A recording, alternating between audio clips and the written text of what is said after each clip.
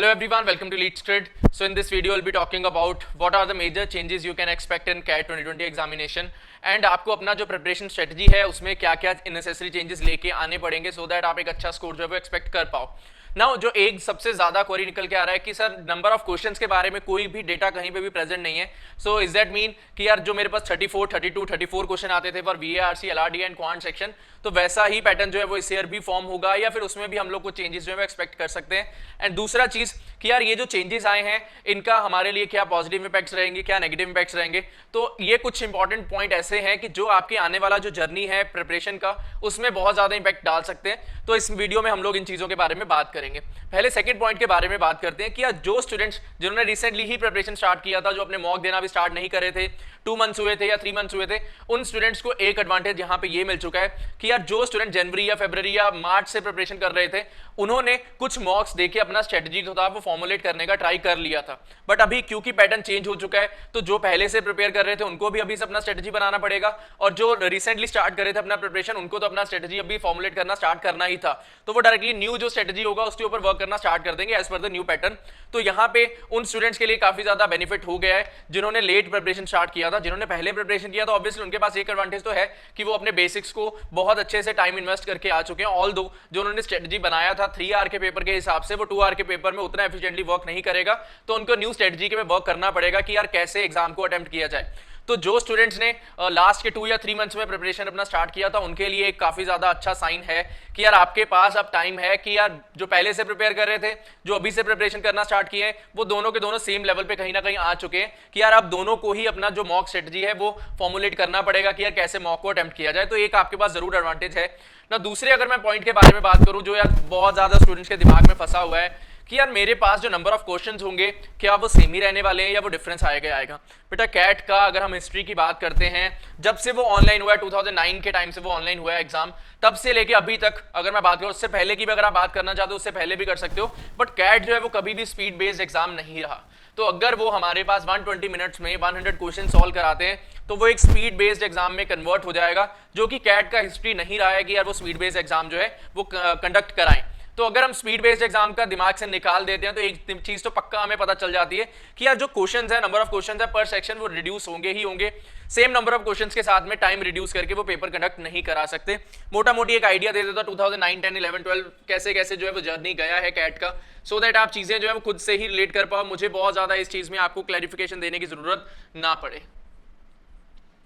12 years का data है हमारे पास 2019 तक, 2009 से स्टार्ट हुआ था. 11 इयर्स का डेटा है. 2020 में जो एग्जाम का पैटर्न है वो चेंज हुआ है. तो भैया यहाँ पे क्या होता था, 2009 में हमारे पास 60 क्वेश्चंस आते थे जिसमें 3 सेक्शंस थे, 20 के VARC, LRD एंड क्वांट. और इनके लिए जो हमें टाइम अवेलेबल होता था वो होता था अराउंड 150 मिनट्स का. 150 मिनट्स में हमारे पास क्या था, 15 मिनट्स का, क्योंकि ऑनलाइन में रिसेंटली कन्वर्ट हुआ था.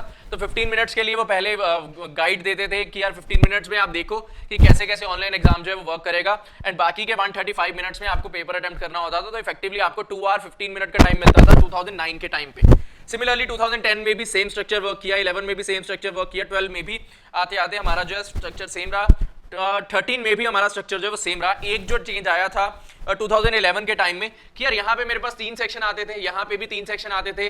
2011 के टाइम में आके क्या हुआ कि 2 सेक्शंस का फॉर्मेशन हो गया जिसमें 30 क्वेश्चंस आते थे. 30 क्वेश्चंस VARC एंड LR को कोलैबोरेट कर दिया गया एंड क्वांट एंड DI को कोलैबोरेट कर दिया गया. 30 के 2 जो है सेक्शंस बना दिए गए. देन इसके बाद में ये जो 11 वाला फंडा था वो 12 में भी सेम चला. देन 12 वाला जो प्रोसेस है वो 13 में भी सेम चला.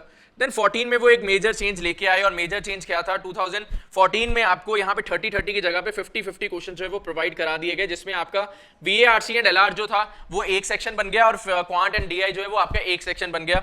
देन इसके बाद में वो टाइम जो हमें प्रोवाइड करा रहा था यहाँ पे 170 मिनट्स का. हाँ जी, यहाँ पे हमारे पास 60 क्वेश्चंस को सॉल्व करने के लिए 135 मिनट्स का टाइम था. यहाँ पे 60 क्वेश्चन सॉल्व करने के लिए 135 मिनट्स का टाइम था. यहाँ पे 30 क्वेश्चंस को सॉल्व करने के लिए हमारे पास 140 मिनट्स का टाइम वो अवेलेबल कराता था. यहाँ पे भी 140 मिनट्स का अवेलेबल करा रहा था 2012 में. देन इसके बाद में 2012 में टाइम जो 140 प्रोवाइड करा रहा था वो, देन 13 में भी सेम 140. देन उसके बाद 170 मिनट्स वो प्रोवाइड करने लग गया 100 क्वेश्चंस को सॉल्व करने के लिए. देन 15 में मेजर जो चेंज आया जो अभी तक कंटिन्यू चल रहा था कि यार अपने को 34, 32 एंड 34 के उसने 3 सेक्शन बना दिए. और इसके लिए उसने टाइम दे दिया भैया 180 मिनट्स का टाइम है। यहाँ पे 170 मिनट्स जो थे वो 85 के दो सेक्शंस में डिस्ट्रीब्यूटेड थे, यहाँ पे 60 के साथ वो डिस्ट्रीब्यूटेड थे। आई होप यहाँ तक तो आपको पता था, क्योंकि आप मॉक्स जो दे रहे थे वो इसी पैटर्न के साथ दे रहे थे, यहाँ पे 34, 32, 34। देन इसके बाद में 2015 के बाद में 2016 में ये मेजर चेंज आ गया कि भैया उसने टीटा इंट्रोड्यूस कर दिया इस ईयर। इससे पहले सिर्फ एमसीक्यू आते थे, अब 2016 में टीटा भी इंट्रोड्यूस हो गया, बाकी सारी चीजें सेम रही, 34, 32, 34, सिमिलरली 17, 18, 19। नाउ जो एक और इंपॉर्टेंट बात साथ ही साथ कर लेते हैं कि एक स्टूडेंट के दिमाग में ये भी आ रहा है कि यार अब क्या ग्रामर का रोल रहेगा, क्या वोकैबुलरी के ऊपर वो पूछ सकता है। बेटा जो लास्ट के पॉइंट्स है 2014, 15, 16, 17, 18, 19 वो ग्रामर के ऊपर क्वेश्चंस पे फोकस नहीं कर रहा। लास्ट जो ग्रामर के क्वेश्चंस आए थे वो 2012, 2013 के टाइम में आए थे, उसके बाद से नहीं आए। उसके बाद से वो VARC proper reading comprehension, para jumbles, odd man out, summary, इनके ऊपर फोकस कर रहा है। वो ग्रामर या फिर वोकैबुलरी या फिर वर्ड यूजेज इनके ऊपर वो यूज नहीं करा रहा। फिल इन द ब्लैंक्स ऐसे क्वेश्चंस नहीं आ रहे। और बाकी LRDA एंड क्वांट का जो लेवल था वो मोर और लेस सेम ही रहा है इन ईयर्स में। ना अगर मैं बात करता हूँ यार ये जो टाइम रहे हैं अभी तक कभी ऐसा नहीं हुआ कि यार 120 मिनट्स का पेपर बनाओ कैट का। इस बार जो है वो पूरा चेंज आ गया है कि यार मैक्सिमम टू मैक्सिमम जो आया भी था वो 135 मिनट्स पे पहुंची थी गेम, अब जो है वो 120 मिनट्स पे चला गया है। और मैं अगर एवरेज टाइम पर क्वेश्चन की अगर मैं बात करता हूँ तो अप्रॉक्स 2 मिनट्स के आसपास का था। 2 मिनट्स पर क्वेश्चन दिए जाते थे। यहाँ पे 60 या 2 मिनट समथिंग टाइम था, 2 मिनट समथिंग टाइम था, यहाँ पे 2 मिनट समथिंग टाइम था। 2 मिनट समथिंग टाइम वो अवेलेबल करा रहे थे 2013 तक आते आते। देन 2014 में वो 1.7 मिनट्स का टाइम जो था वो अवेलेबल कराने लगा। देन उसके बाद में टाइम जो है और इंक्रीज करा दिया 1.8 मिनट का, तो अप्रोक्सीमेटली मेरे पास आता है 1 मिनट 48 सेकंड का टाइम आता है पर क्वेश्चन। तो एक चीज तो अपने को पता है यार, कभी भी कैट जो है वो स्पीड बेस्ड एग्जाम नहीं रहा, तो अभी भी हम लोग एक्सपेक्ट बिल्कुल भी ना करें कि स्पीड बेस्ड एग्जाम रहेगा। वो अप्रोक्सीमेटली इतना टाइम तो देगा ही देगा। अगर वो इतना टाइम दे रहा है पर क्वेश्चन आपको सॉल्व करने के लिए, 120 मिनट्स का टाइम है, तो अगर मैं निकालने का ट्राई करता हूँ यार कितने क्वेश्चन तक हम लोग एक्सपेक्ट कर सकते हैं, तो 66 के आसपास का वैल्यू आता है। और 66 में ऐसा नहीं है कि 66 ही देगा, मे बी वो 60 तक ले जाए रेंज, लोअर रेंज, और जो अपर रेंज है वो मे बी 70 तक ले जाए। इसके बीच में ही आप क्वेश्चन एक्सपेक्ट करो, ना इससे बहुत ज्यादा ना इससे बहुत कम। मे बी LRDA में वो क्योंकि ये सेट की फॉर्म में बनाना चाहता है, 4 का ही मल्टीपल में सेट्स का फॉर्मेशन होता है, तो मे बी आपको वो यहाँ पे 20 क्वेश्चन देने का ट्राई करे। अगर टोटल क्वेश्चन वो 66 देना चाहता है तो वो 23 आपको VARC में दे दे, 23 आपको क्वांट में दे सकता है। तो इस तरह का वो फॉर्मेशन कर सकता है। मे बी 66 की जगह पे 68 कर दे, या फिर टोटल क्वेश्चन ही 60 कर दे कि 20-20-20 हो जाएगा।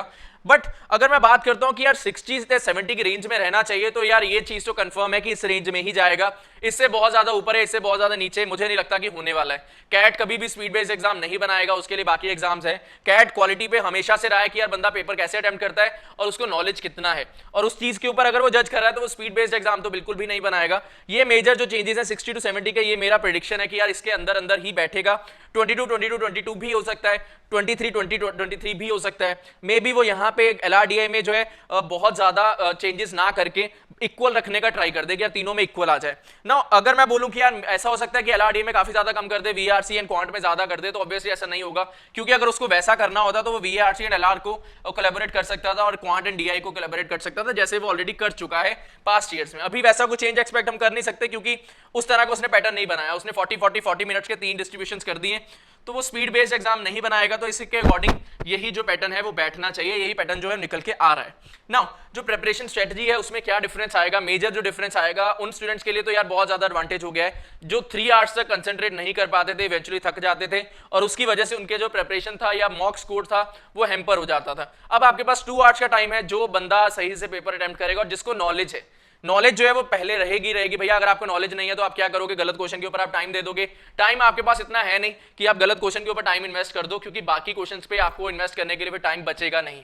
तो अभी भी बात वही है कि यार जो नॉलेज के साथ खेलेगा वही टिकेगा, जो नॉलेज के साथ नहीं है भैया, आधी अधूरी प्रिपरेशन करा हुआ है, तो वो प्रॉब्लम फेस करेगा ही करेगा। नो रिगार्डिंग कि यार क्या हमारा स्ट्रेटजी रहना चाहिए प्रिपरेशन के रिलेटेड, तो अपना जो पूरा बेसिक्स है वो पकड़ के चलो। क्वांट्स के लिए स्पेसिफिकली बेसिक्स आपको नॉलेज होना चाहिए। 3 टॉपिक्स हैं हमारे पास, अरिथमेटिक, अलजेब्रा एंड ज्योमेट्री। इन्हीं में से ही जो नंबर ऑफ क्वेश्चंस मैक्सिमम बनेंगे वो इन्हीं 3 सेक्शन से बनेंगे। LRDA की अगर हम बात करते हैं, मेरा जो प्रेडिक्शन कहता है, क्योंकि टाइम जो है वो कम हो चुका है, तो लेवल ऑफ डिफिकल्टी में थोड़ा सा डिक्रीमेंट हो सकता है, चीजें लेवल जो है वो कम कर सकते हैं, क्योंकि 40 मिनट्स यार पता भी नहीं चलता कहाँ निकल जाते हैं। 60 मिनट्स का पता नहीं चलता है LRDA सेक्शन में, तो 40 मिनट्स तो और ज्यादा कम है। तो मुझे लगता है लेवल ऑफ डिफिकल्टी कम आ सकता है, बट अपना प्रिपरेशन हम इसी लेवल पे करेंगे कि यार जैसा भी लेवल बने हम लोग जो पेपर है उसको नेल कर पाए। अपना प्रिपरेशन लेवल जो है वो कंटिन्यू रखो, बहुत ज्यादा डरने वाली कोई बात है नहीं। आपका जो पैटर्न चेंज हुआ है इसको हम पॉजिटिव साइड लेके चलेंगे कि यार हाँ ये जो पैटर्न है वो मेरे लिए वर्क कर जाएगा। ओल्ड पैटर्न में मैं 100-120 की रेंज में फंस जा रहा था, अब न्यू पैटर्न आया है, सब सारे के सारे स्टूडेंट्स एक रेंज में आ गए हैं। अब मैं अपनी स्ट्रेटजी नई फॉर्मुलेट करूंगा और बेटर स्कोर पे मूव करूंगा। तो अपनी बहुत ज्यादा चीजें ना सोच के अपनी प्रिपरेशन कंटिन्यू रखो। जैसे ही नेक्स्ट अपडेट आता है रिगार्डिंग द क्वेश्चंस एंड क्या स्ट्रेटजीज रह सकते हैं, मॉक्स का आई होप आपने चेक कर लिया होगा, आईएमएस वालों ने बता दिया है। सिमकैट 10 के बाद वाले जो सारे मॉक्स होंगे सिमकैट 10 एंड सिमकैट 10 के बाद वाले सारे मॉक्स को वो न्यू पैटर्न पे बना देंगे। एंड सेक्शनल्स की अगर वो बात कर रहे हैं, वो कह रहे हैं क्वांट के 4 सेक्शंस, एलआरडी के 3 सेक्शनल्स एंड वीआरसी के 3 सेक्शनल्स वो आपको न्यू पैटर्न के हिसाब से आपके डैशबोर्ड में अपडेट करा देंगे। सिमिलर चीज आपको इमकैट्स भी करा देंगे। सिमिलरली सीएल की जो टेस्ट सीरीज है वो भी ये चेंजेस आपको इनका करा के आपसे वो मॉक है न्यू पैटर्न पे बनवा देंगे।